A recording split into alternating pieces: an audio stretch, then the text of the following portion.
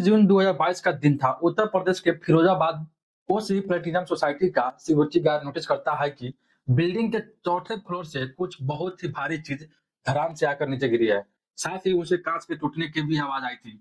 Guard यहाँ पर अपनी होशियारी का परिचय देते हुए सबसे पहले मेन डोर को बंद करने के लिए जाता है और यह आवाज केवल गार्ड ने ही नहीं बल्कि पूरी सोसाइटी ने भी सुनी थी। कुछ लोग अपने घरों से निकलते हैं। इसी दौरान यह गार्ड भी उस तरफ जाता है जहां पर ये कोई भारी चीज गिरने की आवाज आई थी और जैसे ही ये गार्ड और बाकी लोग वहां पर जाकर देखते हैं तो वहां पर कोई सामान नहीं बल्कि एक 30 साल की महिला पड़ी हुई थी जिसके हाथ और पैर रस्सी से बंधे हुए थे और वो बिल्डिंग की चौथी मंजिल से नीचे गिरी थी। उसके पास दो व्यक्ति भी खड़े थे जो वहां पर उसके हाथ पैर की रस्सी खोलने की कोशिश कर रहे थे और जैसे ही उन्होंने भीड़ को देखा उन्होंने भागना शुरू कर दिया और वो दोनों जैसे तैसे करके उस सोसाइटी से फरार हो गए। तभी सोसाइटी वालों ने पुलिस को कॉल किया। पुलिस भी मौका वारदात पर पहुंची और उसके बाद यह पूरी कहानी का खुलासा हुआ। तो चलिए आज की इस वीडियो में जानते हैं कि आखिर यह 30 साल की महिला कौन थी और यह बिल्डिंग से नीचे कैसे गिरी। रितिका के मर्डर केस की पूरी स्टोरी के पीछे की सच्चाई जानते हैं। उससे पहले आप लोगों को एक छोटा सा रिक्वेस्ट है कि अगर आप मेरे चैनल पर नए हैं और हमारे वीडियोज आपको पसंद आ रहे हैं तो चैनल को सब्सक्राइब करना बिल्कुल भी ना भूलें। तो इस पूरी कहानी की शुरुआत उत्तर प्रदेश के गाजियाबाद से होती है। यहाँ पर एक परिवार रहता था। इस परिवार में माता पिता के अलावा घर में 21 साल की एक बड़ी बेटी थी और उसका एक छोटा भाई भी था। ये परिवार के जो मुख्य सदस्य थे यानी कि जो पिता थे उनका गाजियाबाद में ही जूतों का बिजनेस था। पैसों से भी बहुत ही ज्यादा समृद्ध थे और इनकी जो छोटी बेटी थी आज भी जिसका नाम ऋतिक सिंह था उसी की उम्र 21 साल थी और इनकी जो बेटी थी आज जिसका नाम ऋतिका सिंह था उसकी उम्र 21 साल थी और वह दिखने में बहुत ही खूबसूरत थी। ऋतिका ने अपने 12th कंप्लीट करने के बाद बीएससी में एडमिशन लिया था और उसने अपनी जो 12th वो भी इंग्लिश मीडियम स्कूल से की थी। तो वो यहाँ पर बोलचाल में और पढ़ने लिखने में काफी होशियार थी। अब अक्सर जो स्कूल की छुट्टियां होती थी उसमें ऋतिका और उसका छोटा भाई अपनी माँ के साथ अपनी नानी के घर रहने जाया करते थे और वहां पर आस पड़ोसी से भी उनका मुलाकात होती थी। क्योंकि ऋतिका देखने में बहुत सुंदर थी तो उसकी नानी के घर के पड़ोस में ही रहने वाला एक लड़का आकाश गौतम उसे पसंद करता था। जैसे जैसे ऋतिका और आकाश बड़े होते जा रहे थे आकाश का जो प्यार था वो और भी ऋतिका के लिए बढ़ता जा रहा था जबकि ऋतिका उसे सिर्फ एक दोस्त मानती थी। और इस बार जब ऋतिका अपने नानी के घर गई तो आकाश ने अपनी मोहब्बत का इजहार बातों बातों में ऋतिका के सामने किया लेकिन ऋतिका ने उसे इग्नोर कर दिया क्योंकि वह आकाश गौतम को सिर्फ एक दोस्त के रूप में देखा करती थी। लेकिन उसे यह मालूम नहीं था कि आकाश गौतम का यह प्यार आगे चलकर उसके जीवन को खत्म कर देगा। और साल 2014 आ जाता है जब ये आकाश गौतम है इसका प्यार ऋतिका के लिए इतना सिर चढ़कर बोल रहा था कि यह ऋतिका से मिलने के लिए गाजियाबाद ही पहुंच जाता है। दरअसल गाजियाबाद में आकाश गौतम की एक सिस्टर रहा करती थी। आकाश गौतम पहले उसके घर जाकर रुकता है। वहां रहकर वो ऋतिका के घर पर का एड्रेस निकालता है और फिर ऋतिका से मिलने उनके घर पर पहुंच जाता है। आकाश गौतम को ऋतिका घर पर देखकर एकदम चौंक जाती है। साथ ही ऋतिका के जो पेरेंट्स है उन्हें भी ये बहुत ही अजीब लगता है। आकाश गौतम जो है एक तो वो जो बिहेवियर था उसका वो बहुत ही अग्रेसिव टाइप का था। उसको बात करने की ज्यादा तवज्जो भी नहीं थी। उसकी हुलिया भी थोड़ा सा जो है आवारा टाइप के लगने दिखने जैसा था। यहाँ पर जो आकाश गौतम है वो ऋतिका से मिलता है और फिर से वो ऋतिका के सामने अपने प्यार का इजहार करता है लेकिन ऋतिका हमेशा की तरह उसे मना कर देती है।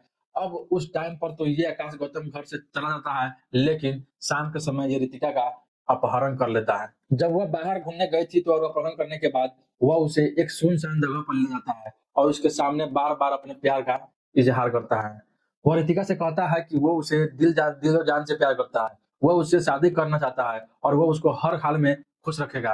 लेकिन ऋतिका उसे बार बार मना कर रही थी। वो कहती है कि मेरे घर वाले कभी भी तुम्हारे साथ मेरी शादी नहीं करेंगे क्योंकि ना तो तुम कोई ढंग का काम करते हो ना ज्यादा पढ़े लिखे हो और ना ही तुम्हारा स्टेटस इतना अच्छा है कि जिस पर ये आकाश गौतम ऋतिका को बताता है कि उसने रेलवे का एक एग्जाम दे रखा है जिसमें उसका सिलेक्शन हो गया है और जल्दी ही उसे रेलवे में जॉब मिलने वाली है। अब ऋतिका को भी ऐसा लगा जो उसे बेइंतहा प्यार करता है उसके पास एक अच्छी सरकारी नौकरी भी आने वाली है तो इससे बेहतर क्या ही होगा। और इसके चलते जो ऋतिका है वह आकाश गौतम की बातों से कन्विंस हो जाती है और 7 दिनों के बाद जो आकाश और ऋतिका है वो आपस में घर आ जाते हैं। इसी दौरान ऋतिका के घर वालों ने पुलिस ने एफआईआर कर दी थी और एफआईआर में उन्होंने यह भी लिखवाया था कि उनकी बेटी ऋतिका का किडनैप आकाश गौतम ने किया है। तो जैसे ही आकाश और ऋतिका घर आते हैं तो पुलिस आकाश को अरेस्ट कर लेती है लेकिन ऋतिका के बयान पर आकाश को छोड़ना पड़ता है क्योंकि ऋतिका पुलिस को बताती है कि उसका कोई किडनैप नहीं हुआ था बल्कि वो अपनी मर्जी से आकाश गौतम के साथ गई थी। अब क्योंकि रितिका आकाश की बातों से कन्विंस हो चुकी थी, इसलिए वो अपने पेरेंट्स को कहती है कि उसकी शादी आकाश गौतम के साथ कर दी जाए। लेकिन रितिका के घर वाले बिल्कुल भी इस बात के लिए सहमत नहीं होते हैं। वो रितिका से कहते हैं कि आकाश का हुलिया बिल्कुल गुंडे जैसे दिखता है। उसका नेचर भी बहुत ही अग्रेसिव टाइप का है। वो कुछ करता नहीं है, तो हम उससे तुम्हारी शादी नहीं कर सकते। लेकिन रितिका अपने पेरेंट्स को बताती है कि आकाश के रेलवे में बहुत जल्दी ज्वाइनिंग होने वाली है और वो मुझसे बहुत प्यार भी करता है, तो मुझे बहुत खुश रखेगा। और यहीं पर रितिका अपने जीवन का सबसे गलत कदम उठाती है। वह अपने घर वालों के खिलाफ जाकर आकाश गौतम से शादी करने के लिए अड़ जाती है और इसी के चलते घर वाले मजबूर होकर 2014 में ही रितिका और आकाश गौतम की शादी कर देते हैं। शादी के बाद रितिका आकाश के साथ रहना शुरू कर देती है, लेकिन शादी के 2 महीने बाद ही आकाश गौतम का असली चेहरा है, वो रितिका को दिखने लग जाता है।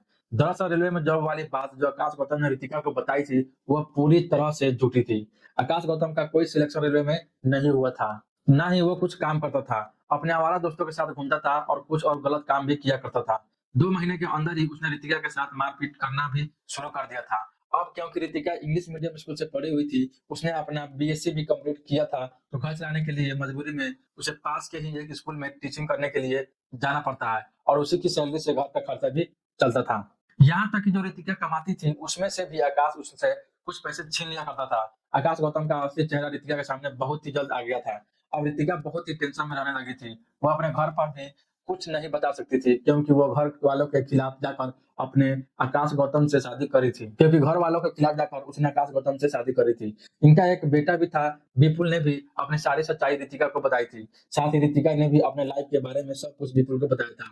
अब एक दिन बातों ही बातों में विपुल अग्रवाल रितिका से कहता है कि तुम ये घुटन भरी जिंदगी छोड़कर फिरोजाबाद मेरे पास आ जाओ। मैं तुम्हें यहाँ पर एक स्कूल में अच्छी जॉब भी दिलवाऊंगा और रहने के लिए फ्लैट भी दिला दूंगा। तुम अपनी जिंदगी आराम से बिता पाओगी। अब क्योंकि जो रितिका थी, वो दिखने में भी काफी सुंदर थी। उसे लगा कि आकाश के साथ अपना जीवन बर्बाद करने से बेहतर है कि इस घुटन से बाहर निकल जाए। और शादी के 4 साल बाद यानी कि 2018 में रितिका डिसाइड करती है कि अब वो आकाश के साथ छोड़कर विपुल अग्रवाल के पास चली जाएगी और इसी के चलते एक दिन जब आकाश घर से बाहर गया हुआ था, तो वो घर छोड़कर चली जाती है और वो सीधा जाती है फिरोजाबाद विपुल अग्रवाल के पास। जैसा कि विपुल ने उससे प्रॉमिस किया था कि वो उसे जॉब भी दिलाएगा और रहने के लिए घर भी देगा, तो वो उसे अपने ही कॉलेज में एक जॉब दिलाता है। दरअसल जो विपुल अग्रवाल है, वो एक कॉलेज में मैनेजमेंट पोस्ट पर काम करता था, तो वो रितिका को भी वहीं पर जॉब दिला देता है और रहने के लिए फिर फिरोजाबाद में एक फ्लैट भी दिला देता है। कुछ समय तक रितिका वहीं रहती है, लेकिन उसे डर था कि जो आकाश है, वह उसे ढूंढता हुआ फिरोजाबाद आ सकता है। इसलिए विपुल और ऋतिक डिसाइड करते हैं कि अब वो फिरोजाबाद छोड़कर आगरा में शिफ्ट हो जाएंगे और इसी के चलते जो है आगरा की ओम श्री प्लेटिनियम सोसाइटी में ये दोनों मिलकर एक फ्लैट ले लेते हैं। ये काफी हाई क्वालिटी वाली सोसाइटी थी। काफी बड़े लोग यहाँ पर रहते थे। सिक्योरिटी का भी काफी अच्छा इंतजाम था और यहाँ ऋतिक अपनी जॉब छोड़ देती है क्योंकि वो खूबसूरत थी, तो वो ताकि उसको डाइवोर्स भी मिल जाए और साथ ही कंपनसेशन अमाउंट के लिए भी वो अपील कर सकती है। और विपुल अग्रवाल के कहने पर जो ऋतिका होती है, वो आकाश के खिलाफ केस कर देती है, जिसमें वो डाइवोर्स की मांग तो करती है, लेकिन साथ में 50 लाख के कंपनसेशन की भी मांग करती है और वो नोटिस वो आकाश गौतम तक पहुंचा देती है। अब जैसे ही आकाश गौतम को नोटिस दिखता है, तो वो आग बबूला हो जाता है, क्योंकि रितिका के जाने तक तो ठीक था, लेकिन अब वो 50 लाख की डिमांड भी कर रही थी। और आकाश गौतम क्योंकि एक बेरोजगार व्यक्ति था, वो लाख नहीं दे सकता था और इसीलिए वो आकाश गौतम है, वो डिसाइड करता है कि वो किसी भी तरीके से रितिका को ढूंढेगा और इस पूरे मामले का निपटारा करेगा। अब इसी के चलते वो रितिका की तलाश में लग जाता है और काफी जदोजहद के बाद उसे मालूम चल जाता है कि रितिका आगरा के ओम श्री प्लेटिनियम सोसाइटी के 404 नंबर फ्लैट में रहती है। लेकिन क्योंकि वो फ्लैट में सिक्योरिटी काफी मजबूत थी, उसे पता था कि अंदर जाना इतना आसान भी नहीं है, तो यहाँ पर आकाश का प्लान बनाता है। पहले वो अपनी 2 मुंह बोली बहन को लेता है और उसके घर के पास में ही रहती थी, जिसमें एक का नाम सुशीला और दूसरे का नाम था काजल। उसके बाद वह अपने 2 दोस्तों को भी प्लान में शामिल करता है, जिसमें एक का नाम था चेतन और दूसरे का नाम था अनवर।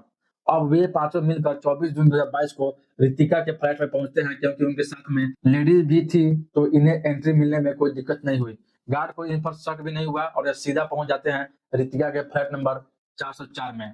जैसे ही रितिका गेट खुलती है, तो धक्का मारकर आकाश उसे अंदर गिरा देता है। उस टाइम पर विपुल अग्रवाल भी घर पर नहीं थे। उस टाइम पर विपुल अग्रवाल भी घर पर ही थे। वो अपने कॉलेज जाने के लिए रेडी हो रहा था। अब ये क्या करते हो, सबसे पहले चेतन, अनवर और आकाश मिलकर विपुल अग्रवाल के हाथ और पैर बांधते हैं और उसे बाथरूम में बंद कर देते हैं। उसके बाद ये मिलकर रितिका के हाथ पैर बांधते हैं और उसके साथ मारपीट करना शुरू कर देते हैं। और इसी मारपीट के दौरान जैसा कि मैंने आपको शुरू में बताया कि गार्ड को कुछ भारी सामान गिरने की आवाज आती है और वो तुरंत उस तरफ जाते हैं, तो वो कोई सामान नहीं था बल्कि ऋतिका थी, यानी कि आकाश उसके साथ चेतन, अनवर, सुशीला और काजल ने मिलकर यहाँ पर जो ऋतिका है उसे चौथी मंजिल से नीचे फेंक दिया था और नीचे गिरते ही ऋतिका सिंह की मौत हो गई थी। उसके बाद इन्होंने उसके हाथ पैर खोलने की कोशिश भी करी, लेकिन तभी वहां पर भीड़ हो जाती है और चेतन और अनवर वहां से भाग जाते हैं। पुलिस यहाँ पर आकाश, गौतम, सुशीला और काजल को गिरफ्तार कर लेती है और उसके बाद इस पूरे मामले का खुलासा होता है। अब इस मामले के बाद दो थ्योरी सामने आई। पहली थ्योरी यह थी कि जो आकाश गौतम की तरफ से रखी गई, उसका कहना था कि वो ऋतिका को मारने के लिए नहीं गए थे, वो सिर्फ वहां पर जाकर उससे मोबाइल में यह रिकॉर्ड करवाना चाहते थे कि वह विपुल अग्रवाल के साथ लिव इन में रह रही है, इसलिए वो आकाश से डाइवोर्स ले रही है, तो वो कंपनसेशन अमाउंट नहीं देगा। यानी कि आकाश गौतम का कहना था कि 50 लाख रुपए बचाने के लिए वो सबूत इकट्ठा करने के लिए ऋतिका से मिलने गए थे, लेकिन वहां पर बात ज्यादा बढ़ गई और मारपीट के दौरान जो ऋतिका है वो बालकनी से नीचे गिर गई। लेकिन जो दूसरी थ्योरी यहाँ पर सामने आई, जो विपुल अग्रवाल ने बताई, उसने कहा कि पहले ये पांचों घर में एंटर हुए, इन्होंने विपुल के साथ मारपीट की, उसे बाथरूम में बंद कर दिया। बाथरूम में बंद होने के बाद उसे लगातार बाहर से आवाजें आ रही थी, क्योंकि ये पांचों मिलकर ऋतिका को बहुत बुरी तरह से मार रहे थे और पोस्टमार्टम रिपोर्ट में भी यही सामने आया था कि ऋतिका के सिर में सीरियस इंजरी आई थी, उसकी बैकबोन में इंजरी थी, साथ ही यहाँ पर उसके शरीर पर और भी चोट के कई निशान भी थे। अब इसी के चलते पुलिस ने इन पांचों को गिरफ्तार किया। चेतन, अनवर भाग गए थे, लेकिन उन्हें भी बाद में पकड़ लिया गया। पांचों के खिलाफ जो है एविडेंस कलेक्ट करके इन्हें गिरफ्तार करके कार्रवाई की गई, क्योंकि ऋतिका जब अपने बालकनी से गिरी थी तो वहां पर सीसीटीवी फुटेज में भी वह आ गई थी और यह लोग भी घर में एंटर करते हुए दिखाई दे रहे हैं। सीसीटीवी फुटेज में सारे एविडेंस के आधार पर गिरफ्तार करके इन पर मामला दाखिल किया गया और इसके बाद इस केस की कार्रवाई शायद अभी भी चल रही है। इन पांचों को तो सजा जरूर मिलेगी, लेकिन कहीं ना कहीं इस कहानी से एक बार फिर यह साफ होता है कि अगर आप अपने जीवन साथी चुनने में थोड़ी सी भी गलती करते हैं तो आपकी अपनी जान तक देनी पड़ सकती है। आप इस केस के बारे में क्या राय रखते हैं कमेंट में जरूर बताएं। साथ ही वीडियो देखने के लिए हमारे चैनल को सब्सक्राइब जरूर करें। मिलते हैं नेक्स्ट वीडियो में, तब तक के लिए जय हिंद, जय भारत।